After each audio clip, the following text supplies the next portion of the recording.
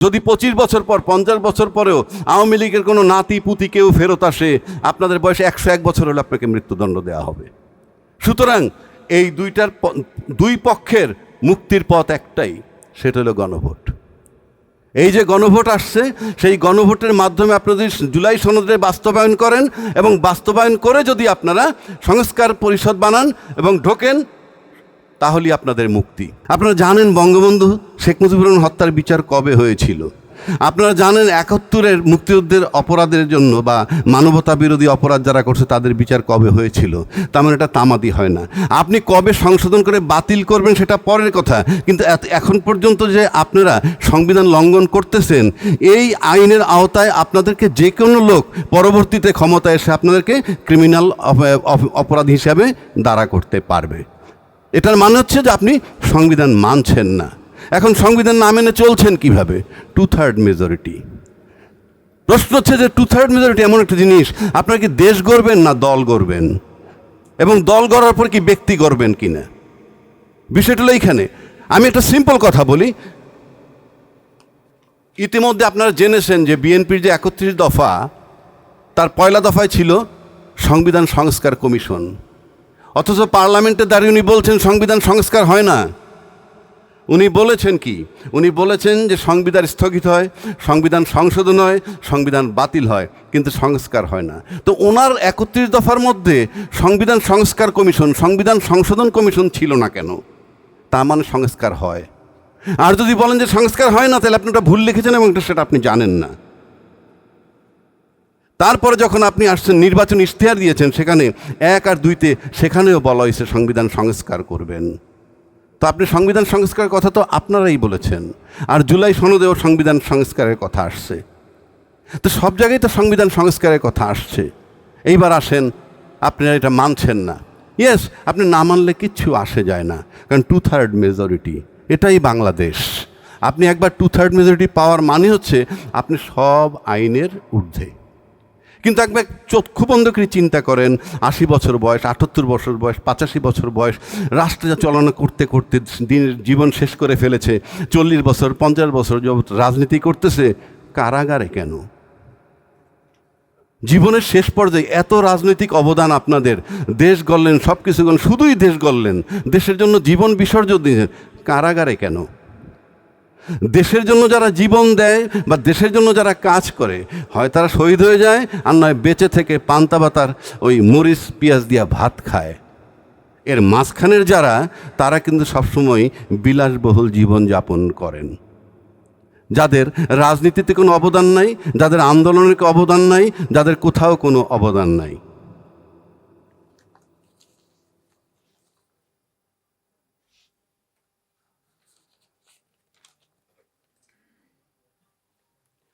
এইবার আসি আমরা কিছু বাতিল অধ্যাদেশ নিয়ে। বাতিল অধ্যাদেশ যেগুলো, এই অধ্যাদেশগুলো বাতিল করা হচ্ছে, কোনো কারণ নাই, সিম্পল।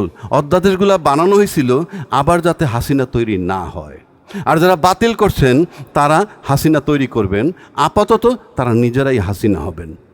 সে কারণেই এই অধ্যাদেশগুলো বাতিল করছেন, এছাড়া আর কোনো কারণ নাই। আপনার এই অধ্যাদেশ যেগুলো আছে, এগুলো যদি বাতিল না করে কার্যকর করেন, এগুলোকে পাশ করানো হয়, বলেন এটা কি দেশের কোনো ক্ষতি হবে? হবে না। সাধারণ জনগণের কোনো ক্ষতি হবে না। বিদেশের শক্তিদের সাথে আমাদের কোনো সম্পর্ক নষ্ট হবে না। টোটালটা আমাদের আভ্যন্তরীণ। দেশের অর্থনৈতিক ক্ষতি হবে না। দেশের দুর্নীতি হবে না। কিন্তু তারপরে আমি করছি কেন? এইগুলো সব আমরা করব তাই। এই কারণেই আমি অধ্যাদেশগুলো বাতিল করা হচ্ছে। সুতরাং সিম্পল আমি বলতে চাই, সব শেষে যে জায়গাটায়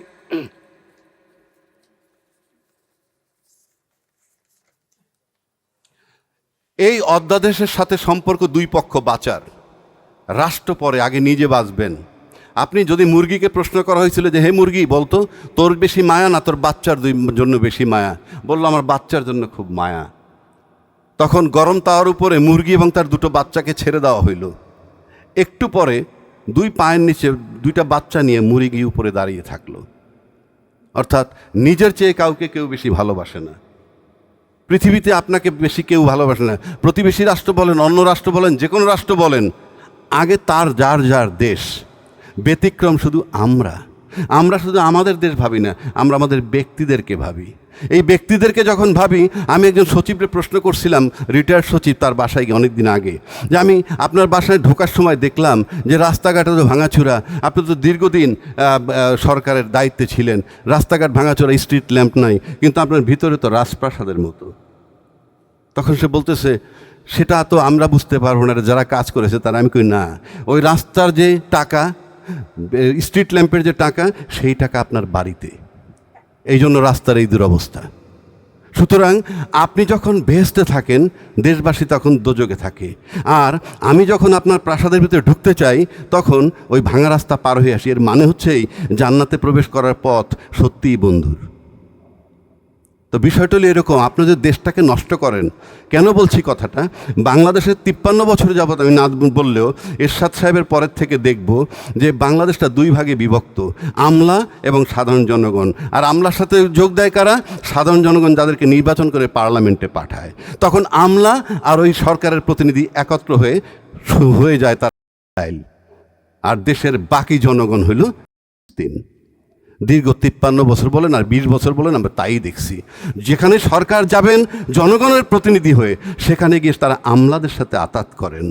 ভাইস ভার্সা, তোরা তোদের মতো চলবি, আমাকে শুধু ক্ষমতায় রাখবি। আমরা ইসরায়েল, 17 লক্ষ লোক ইসরায়েল, 17 কোটি লোক হইল ফিলিস্তিন। এইভাবে চলে আসছে বাংলাদেশ। এখন দুই পক্ষের বাঁচার উপায় কি? দুই পক্ষ মানে কাদেরকে বলছি আমি? দুই পক্ষ বলতে ছাত্র আন্দোলন করেছে, তাদেরকে নাকি আবার ইন্ডেমনিটি দিবে। আর ইন্ডেমনিটি মানে কি? দায় মুক্তি। দায় মুক্তি মানে আমি অপরাধ করছি, আমি অপরাধ তো করি নাই। কারণ আমি তো সরকার বদল চেয়েছি, আপনারা সবাই চেয়েছেন। বিএনপি যারা ক্ষমতায়, তারা নাকি ধান খেতে ঘুমিয়েছে, তাদের বিরুদ্ধে 1 লক্ষ মামলা, তাদের বহু লোক গুম হয়েছে, খুন হয়েছে, ইত্যাদি ইত্যাদি। তো সেই খুনের ভিকটিম তো আপনারা, ঘুমের ভিকটিম আপনারা। তাহলে আপনাদের এত গরিমসি কেন এটা করতে? তাহলে আপনি যাদেরকে দায় মুক্তি দিচ্ছেন, সেখানে নাম আসবে কাদের? যেগুলো আমরা চিনি, অন্তত 100-2 ছেলে পেলেন নাম আসবে, বাকিগুলো একটা আসবে না। এদেরকে দায় মুক্তি দেওয়ার মানে হচ্ছে তো তোমরা একটা অপরাধ করছো। আমি জানতে চাই, সংসদে যদি সাহস থাকে, যদি আপনাদের মনে করেন এরকম অধিকার থাকে, পার্লামেন্টের প্রস্তাব উত্থাপন করেন কালকে সরকারি পক্ষ থেকে অথবা বিরোধী দলের পক্ষ থেকে, যে জুলাইতে যে ঘটনাটা ঘটছিল, সেই ঘটনার সন্ত্রাসী ঘটনা, সেই ঘটনাটা কি মানে কি সরকারি ঘটনা বা সন্ত্রাসী ঘটনা কিনা, এই ব্যাপারে প্রস্তাব আনেন। আমরা দেখতে চাই পার্লামেন্টে পাশ করে কিভাবে হয়। যদি এটা সন্ত্রাসী ঘটনা না হয়, তাহলে তো আমার দায় মুক্তির বিষয় নাই। আর দায় মুক্তির বিষয় হচ্ছে যে আমি একটা অপরাধ করেছি, আমাকে দায় দেওয়া হইল। আমরা তো ইন্ডেমনিটি বিল যাকে বলে, ইন্ডেমনিটি কিন্তু বঙ্গবন্ধু শেখ মুজিবুর রহমান হত্যার পরেও দেওয়া হয়েছিল। ইন্ডেমনিটিতে কিচ্ছু আসে যায় না। অ্যাডভার্স সরকার আসলেই আপনার বয়স 70 হলো, ওই আসিফ মাহমুদের বয়স 70 হোক, তাকে নিয়ে আমি ঝুলিয়ে দিব। কিন্তু আমার প্রশ্ন হচ্ছে, দায় মুক্তিটা কিসের? আমার তো দায় নাই, আমি দেশকে মুক্ত করেছি, জনগণকে মুক্তি দিয়েছি, সেটার জন্য যদি আমার দায় মুক্তি সনদ নিতে হয়, এটা ট্র্যাজেডি। এইবার আসেন, যারা, এটা হলো ছাত্রদের জন্য, তাদের দায় মুক্তি, অর্থাৎ তাদের মুক্তি পাওয়া দরকার। আবার সরকারে যারা আছেন, তাদেরও মুক্তি পাওয়া দরকার। একটু আগে বলেছি, আপনি সংবিধান ভায়োলেট করতেছেন। আপনি কালকে সংবিধান ঠিক করে ফেললেও, বঙ্গবন্ধুর জাতির পিতা হিসাবে বাদ দিলেও, স্বাধীনতার ঘোষক হিসাবে বাদ দেন এবং ছবি ঝুলাবেন না কালকে থেকে, কিন্তু এই সরকার 17ই ফেব্রুয়ারি আপনার ওত নিছেন, সেই থেকে এ পর্যন্ত যে চলমান অপরাধ করেছেন, সংবিধান ভায়োলেট করছেন, সেটার জন্য শাস্তি পেতে হবে। যদি 25 বছর পর, 50 বছর পরেও আওয়ামী লীগের কোনো নাতি পুতি কেউ ফেরত আসে, আপনাদের বয়সে 101 বছর হলে আপনাকে মৃত্যুদণ্ড দেওয়া হবে। সুতরাং এই দুই পক্ষের মুক্তির পথ একটাই, সেটা হলো গণভোট। এই যে গণভোট আসছে, সেই গণভোটের মাধ্যমে আপনারা যদি জুলাই সনদে বাস্তবায়ন করেন এবং বাস্তবায়ন করে যদি আপনারা সংস্কার পরিষদ বানান এবং ঢোকেন, তাহলেই আপনাদের মুক্তি। এখন বলতে পারেন, বলতেছে যে গণভোট অধ্যাদেশ বাতিল। গণভোট অধ্যাদেশ বাতিল করলে কিছু আসে যায় না। গণভোট অধ্যাদেশের ফলটা চলে আসছে, অর্থাৎ গণভোট, এই গণভোটের রেজাল্ট আমরা পেয়ে গেছি, গণভোটের ফলাফল নিয়ে গেছি, ওটা ইমম্যাটেরিয়াল। আপনার গণভোটের আলোকে কাজ করবেন। যদি প্রশ্ন করেন কিভাবে কাজ করবেন, তাহলে বলা যায় 3 দলীয় জোটের রূপরেখা।